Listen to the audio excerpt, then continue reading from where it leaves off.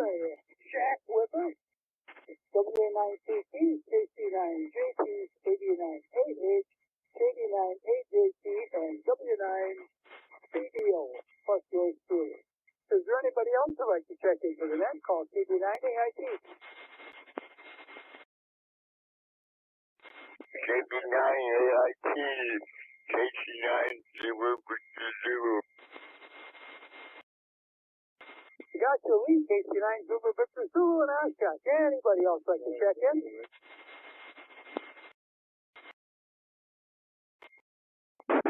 K4JCB.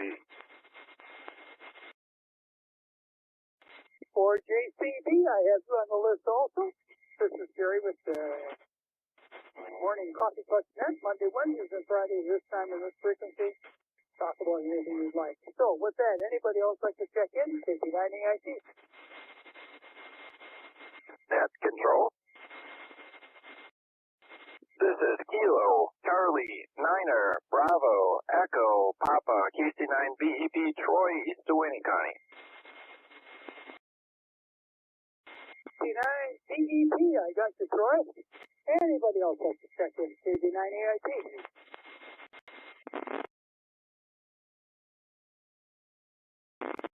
KC9BO, Roy here in Appleton.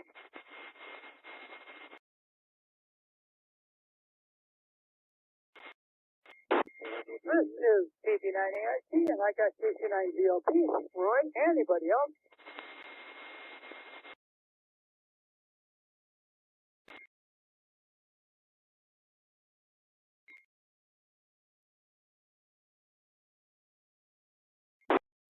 Got on the list WA9CT, KG9JT, KB9AH, KB9AJT, W9BDO, KC9 Zulu Victor Zulu, K4JCB, KC9BEP, and KC9DLP. Any additions, subtractions, or anybody else like to check in from KB9AIT?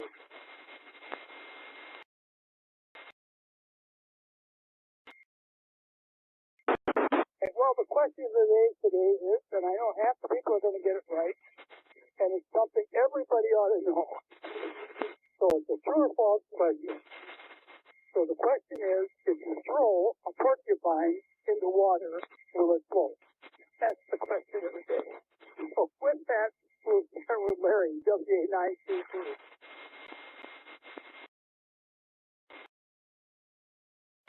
Oh, good morning, Gary. I can't speak from experience.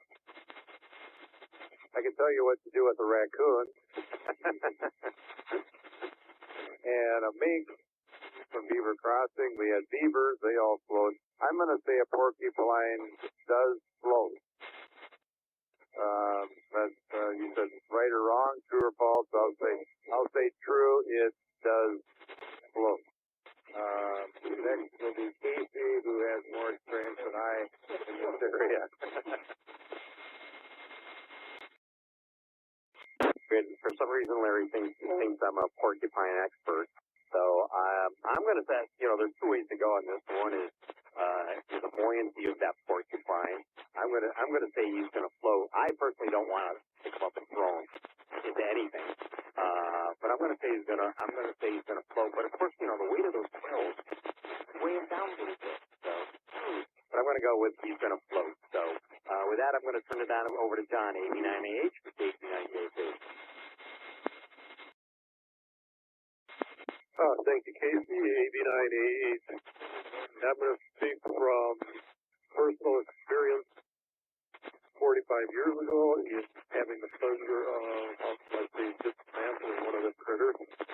And the quills are hollow. You've got about an inch of fat underneath the fur.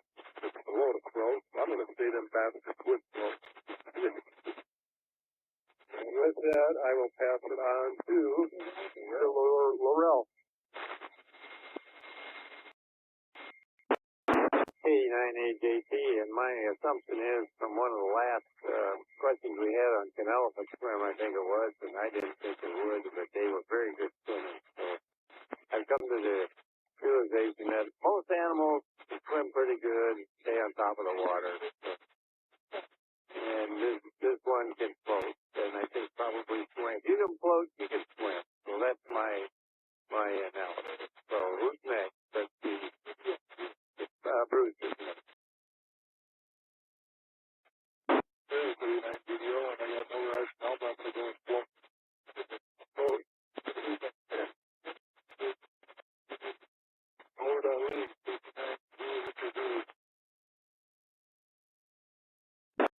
I think Case 9 I gotta say, folks, I gotta say this thing.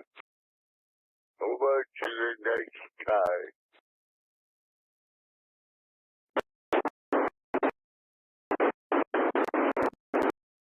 For JCB.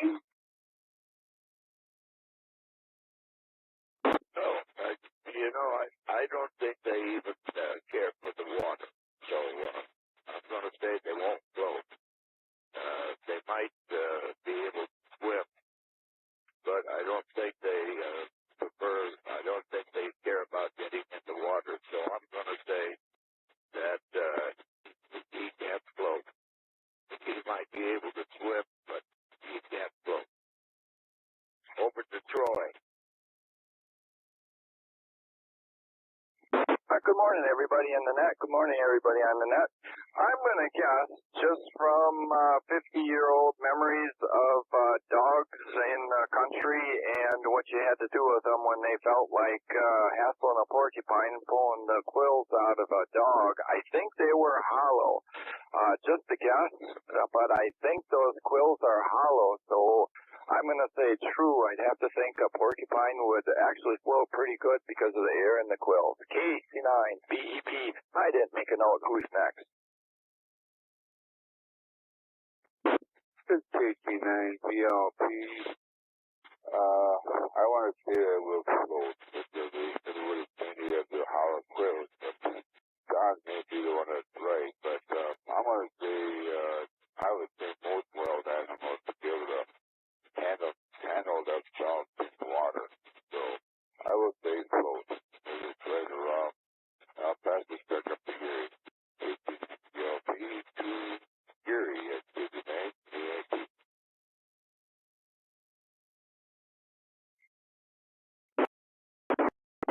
It's very good. Well, the answer to the question is yes, they do float. Everybody got that right. Must have been too easy of a question. Oh, so if you ever have a porcupine and you want to get rid of it, just throw it in the lake, it'll be okay. So, with that, let's see if there's anybody else who'd like to check in for the 98.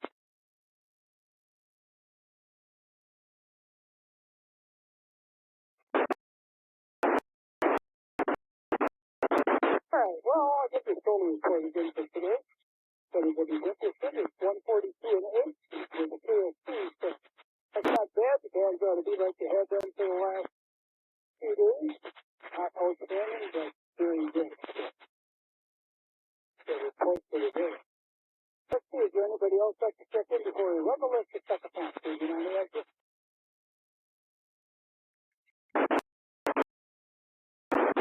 The first porcupine on the list is going to be 19.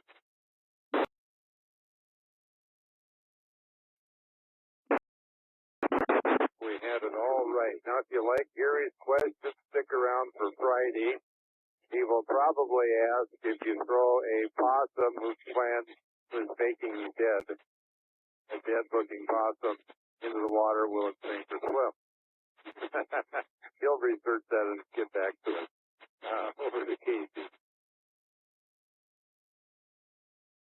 I'm going to say with possums too close too. So, in any case, that possum, that possum will float for sure. Okay, so in any case, guys, just nice day today. Not so great. Cloudy out. I'm debating where to go today. Parks on the air. Not my question. So, other than that, I will turn it over to John, 89AH. This is 89JP.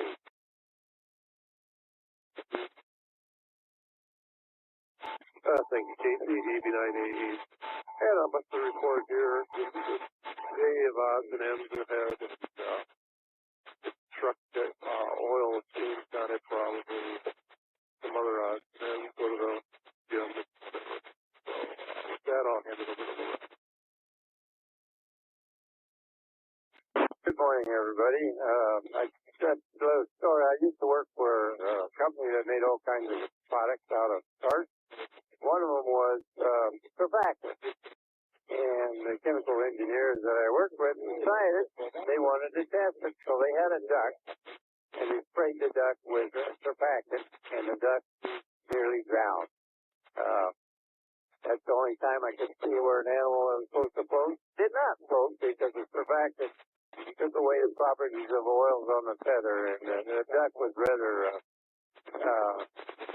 I would say, out of his mind when he took the float. Traumatized the duck. Yeah, it does that. You spray the surfactant on the feathers, and it's the oil in the feathers that makes the duck float. They form a little boat, and then that's how they stay on top of the water. Well, the surfactant destroyed all that. And you ever see a duck explode? That was one time. Anyway, kind of a cruel thing to do, but they went and got the duck and treated him right. So that's my story for today. So on to Bruce. This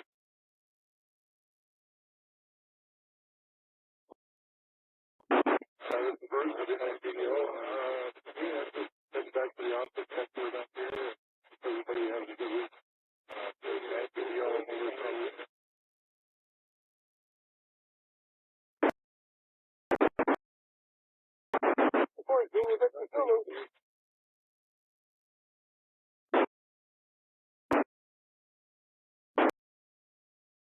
Behind Zulu, Victor Zulu. Hi, Reggie there. Today I'm going out for lunch and come home and play some more radio. So that's about my day today. So over to next time. JCB, well, okay, not too much planned for today. Kind of fighting a cold still, so I have to go out, but not going to be out for very long. This is grocery shopping day, so that's the plan for at least this morning. Up until about lunch, then have lunch out. So that's about it for me. KC9BDP, K4JBB. Hi, this is KC9BEP back in the net. Enjoying the net. I've got the radios tuned up for a new year and made it a note to find nets and do more radio hobby this year. So that was a good hobby. Our home office day today, and that helps a lot with. I don't have a real long commute, but if you just can commute to the city a couple days a week, that is incredible how much that helps the household budget. And that's fun. I'll have to remember if I ever do any nets anywhere, the question of the day, that really gets things going. So a real nice touch with the net. I'm enjoying it a lot. Back to net. This is KC9 BEP. Okay, this is KC9. Here at the end of the line. I got a number of things to get done. I may look at the temperature, if the wind is too much, kind of quiet out there. I do have to try to untie my original rope, although I could just take a knife to them and cut them out. Probably never use that rope again. That are in my trees, I'm going to replace. I picked up enough rope for 400 feet of three different trees. The main tree in the front here gets the heavier duty one, plus the backup one. Get the heavy duty one. Something would go haywire. I could get the backup, and the other two trees that are next to it behind it, the back. ground to freeze so that trees come in and thin them out, and when my ash is dying in back because of the ash borer, there's enough odds and ends paperwork that should be done here too. I was on HF the other night. It seemed like the band must have been pretty quiet. There was not a lot of static. There were a number of guys talking in different places, but I did not call out a DQ or hear anybody else's phone. But there were a lot of people talking, and I could say there was very little static. That was on 40 and 80 mostly. I did go to 20, but both 40 and 80 were pretty clear. With that, I want to turn it back up to Gary. TV9 AIT, Golden Edge, BLP. Roy here in Appleton.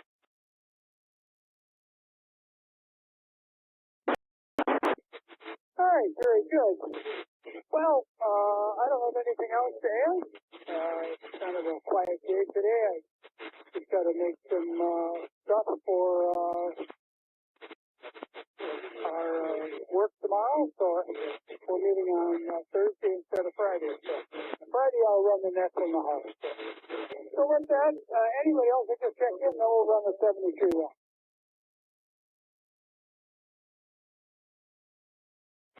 73 round will start with Larry. Yeah, very good. Nice net, Gary, once again. Crazy question once again. And 73 to all, by the way, Troy, wasn't it? Got a really good signal. You have to tell us an extremely good signal. What radio or microphone you're using there. One of the best I've heard in some time. So 73 to all, and we'll turn it over to Casey. KC9JP from WA9TT. 73, everybody have a great day, and we'll see y'all on Friday. This is KC9JP. Thank you, Casey. 89E. Wish everybody a fortunate afternoon. And with that, over to Laurel. Thank you, John. I just that just doesn't seem right. It took me a long time to get rid of the fat I had. So anyway, you guys take care. It's getting a little colder out. 73, everybody. Happy New Year.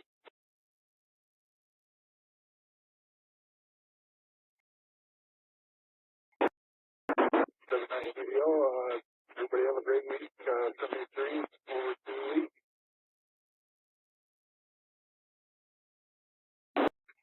Everybody have a good day.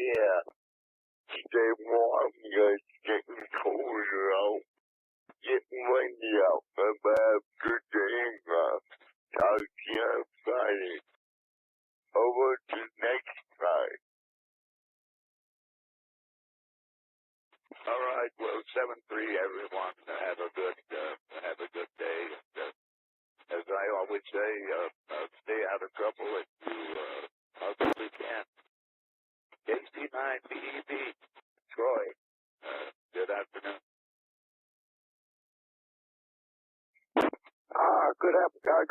Good midday here. Thanks again for putting on the nice net. Enjoy it a lot.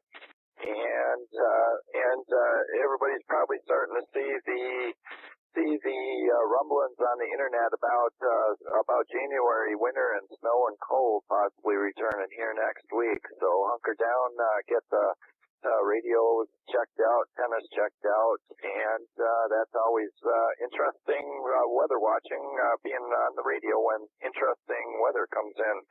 I'll look forward to Friday. And I believe I made a note. I believe it's KB9 BLT. It's BLT for sure. Back to net. KC9B.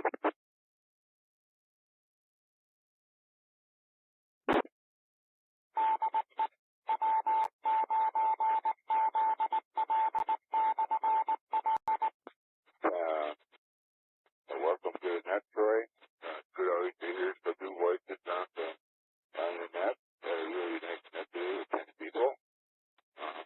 Yeah, you said weather might be turning colder and more snow next week. Yeah, I do have to drop my one antenna when the two guys come in. I got to Delta Peril dipole up in the trees, and I gotta bring that down when they're doing all the work. So I have to make sure I got enough warm food to do that when they decide to come. They'll give me a week's notice. And I want to drop the antenna. I may not be able to go on the 6-meter net, depending upon the time.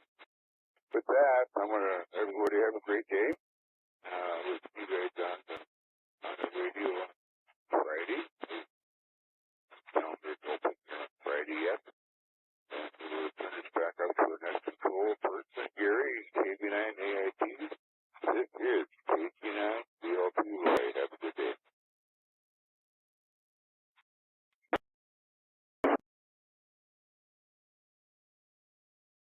Hey, very good. Thanks everybody for checking in.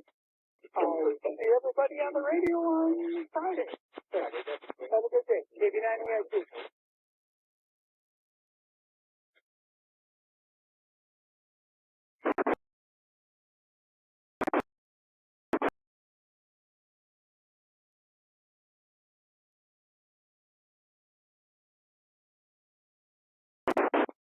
KB9AIT, K4JCB. KB9AIT, go ahead. Well, Gary, I'm going to have to see a porcupine in the water.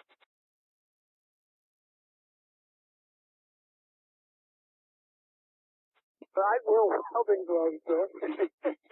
Or a dog that knows how to get around the quilt. Oh, yes, I'm sure. I'm sure of that. Oh, boy. Nice net this morning, Gary. All right, thanks a lot. I do appreciate it. See you on Friday on the next KB9AIT.